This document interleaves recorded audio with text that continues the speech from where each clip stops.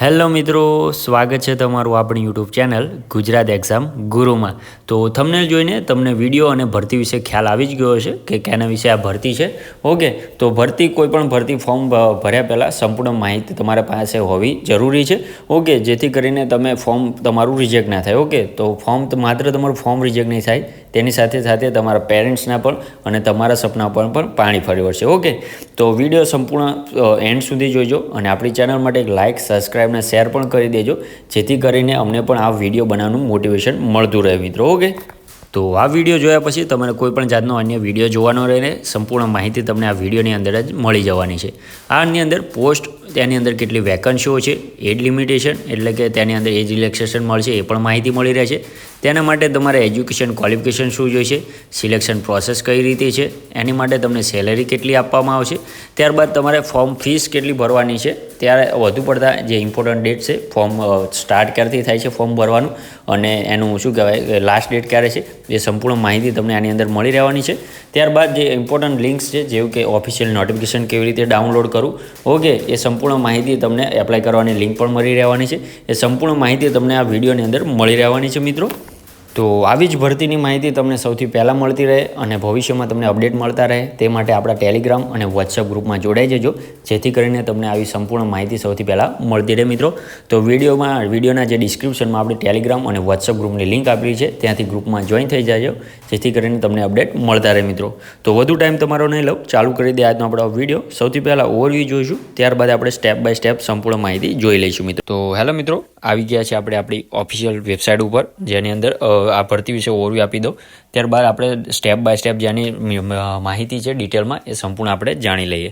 તો સૌથી પહેલાં ઓવરવ્યૂમાં તમને જણાવી દઉં કે નગરપાલિકાની આ ભરતી રહેવાની છે, જેની અંદર તમારે કોઈ પણ જાતની પરીક્ષા કે કોઈ પણ જાતની ફી ભરવાની રહેશે નહીં, ડાયરેક્ટ તમારું સિલેક્શન થવાનું છે। કઈ રીતે સિલેક્શન થવાનું છે એ પણ હું તમને આગળ જણાવી દઈશ। ઓકે, અને લાયકાતની વાત કરીએ તો માત્ર ને માત્ર 8 પાસ, આઈટીઆઈ અને ડિપ્લોમા રહેવાનું છે, જે પોસ્ટ મુજબ અલગ અલગ રહેવાની છે। જે પોસ્ટની વાત કરીએ તો computer operator, fireman, accountant, driver અને એની સિવાયની 4 થી 5 પોસ્ટ છે, જેની અંદર આ ભરતી થવાની છે। અને મહત્વની વસ્તુ એ છે કે જુલાઈ મહિનો અત્યારે ચાલુ છે, તો એની અંદર તમારી ભરતી પ્રક્રિયા પતી જવાની છે અને ઓગસ્ટ મહિનાથી તમારી નોકરી ચાલુ થઈ જવાની છે। તો ચાલુ કરી દે આજનો આપણો આ વિડીયો। તો સૌથી પહેલાં ઓવરવ્યૂ વિશે વાત કરી લઈએ મિત્રો। તો ઓર્ગેનાઇઝેશનની વાત કરીએ તો શું રહેવાની છે, તો બોરસદ નગરપાલિકાની આ ભરતી રહેવાની છે મિત્રો। પોસ્ટની વાત કરીએ તો વિવિધ પોસ્ટ છે, આગળ ડિટેલમાં આપણે જોઈએ છીએ, અને વેકન્સીની વાત કરીએ એ પણ આગળ ડિટેલમાં જોઈએ છીએ। મોડ ઓફ એપ્લાયની વાત કરીએ મિત્રો તો ઓફલાઈન તમારે છેડ્યા છે, એટલે કે કોઈ પણ જાતને તમારે ઓનલાઈન કે એપ્લાય કરવાનું છે નહીં, ઓફલાઈન જ આ તમારી આ ભરતી છે। જોબ લોકેશનની વાત કરીએ તો ગુજરાત જ રહેવાનું છે, અને સેલેરીની વાત કરીએ મિત્રો તો પોસ્ટ મુજબ અલગ અલગ રહેવાની છે। એ સંપૂર્ણ માહિતી આગળ આપણે જોઈ લઈએ છીએ। ઓકે, તો ઇમ્પોર્ટન્ટ ડેટ્સ જોઈ લઈએ શું રહેવાની છે। તો નોટિફિકેશન રિલીઝ ક્યારે થઈ જાય છે, તો 3 જુલાઈથી નોટિફિકેશન રિલીઝ થઈ ગયું છે, અને ફોર્મ ભરવાના સ્ટાર્ટ પણ 3 જુલાઈથી જઈ ગયા છે। આની અંદર કોઈ પણ જાતનું તમારે ફોર્મ ભરવાનું છે નહીં, ડાયરેક્ટ તમારું વોક ઇન ઇન્ટરવ્યૂ આવવાનું છે। ઓકે, તો વોક ઇન ઇન્ટરવ્યૂ ક્યારે છે, તો 9 જુલાઈના રોજ શું કહેવાય તમારું વોક ઇન ઇન્ટરવ્યૂ છે। સિલેક્શન પ્રોસેસ આપણે જોઈ લઈશું, એની સાથે શું શું ડોક્યુમેન્ટ લઈ જવાના છે એ પણ આપણે જોઈ લઈશું। એની પહેલાં સૌથી પહેલાં આપણે પોસ્ટ જોઈ લઈએ, કઈ કઈ પોસ્ટ ઉપર આ ભરતી છે। તો સૌથી પહેલાં આપણી જે પોસ્ટ છે કોમ્પ્યુટર ઓપરેટર તરીકેની, જેની અંદર વાત કરીએ તો આઈટીઆઈ કરેલ હોવું જોઈએ, જે કોપા ટ્રેડ છે। ઓકે, તો કોપાનું તમારે આઈટીઆઈ કરેલ હોવું જોઈએ, પ્લસ CCC જે સર્ટિફિકેટ આવશે એ પણ તમારે અનિવાર્ય આના માટે રહેવાનું છે। બીજી આપણી જે પોસ્ટ છે ફાયરમેન કમ ડ્રાઈવર તરીકેની રહેવાની છે, જેની માટે તમારે ફાયરમેન કોનો જે કોર્સ આવે છે એ કરેલો હોવો જોઈએ, પ્લસ તમારે હેવી લાયસન્સ જરૂરી છે, કારણ કે ડ્રાઈવરની આ ભરતી રહેવાની છે। ત્રીજી પોસ્ટ આપણી છે એની વિશે વાત કરીએ તો આસિસ્ટન્ટ સેનેટરી ઇન્સ્પેક્ટરની તમારી આ ભરતી રહેવાની છે, તેની અંદર HSIનો જે કોર્સ આવે છે એ તમારે કરેલો હોવો જરૂરી છે મિત્રો। ત્યારબાદ ચોથી આપણી જે પોસ્ટ છે મદદનીશ ઇજનેર એટલે કે એન્જિનિયરની, તો તેની અંદર ડિગ્રી અથવા તો ડિપ્લોમા કરેલું હોવું જોઈએ, સિવિલ અથવા તો મિકેનિકલની અંદર। ઓકે, ત્યારબાદ છે ઇલેક્ટ્રિશિયનની જે પોસ્ટ, તેની માટે પણ ડિગ્રી અથવા તો ડિપ્લોમા, ઇલેક્ટ્રિકલ જે ફિલ્ડ આવે છે ડિપ્લોમા 3 વર્ષનો કોર્સ અથવા તો ડિગ્રી કરેલી હોય તો પણ તમે આની અંદર એપ્લાય કરી શકો છો મિત્રો। ત્યારબાદ છે એકાઉન્ટર તરીકેની પોસ્ટ, તો એકાઉન્ટર માટે તમારે BCom અથવા તો MCom કરેલું હોવું ફરજિયાત છે। ત્યારબાદ છે ઇન્ટરનલ ઓડિટર તરીકેની, જેની માટે પણ BCom અથવા તો MCom કરેલું હોવું ફરજિયાત છે મિત્રો।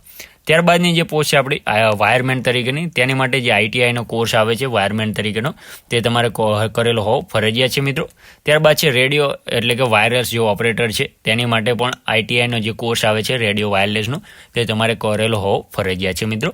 ત્યારબાદ છે JCB ડ્રાઈવર તરીકેની, જેની અંદર માત્ર ને માત્ર 8 પાસ માગેલું છે, પ્લસ હેવી જે વ્હીકલ લાઇસન્સ આવે છે એ માગેલું છે JCB ડ્રાઈવર તરીકેનું.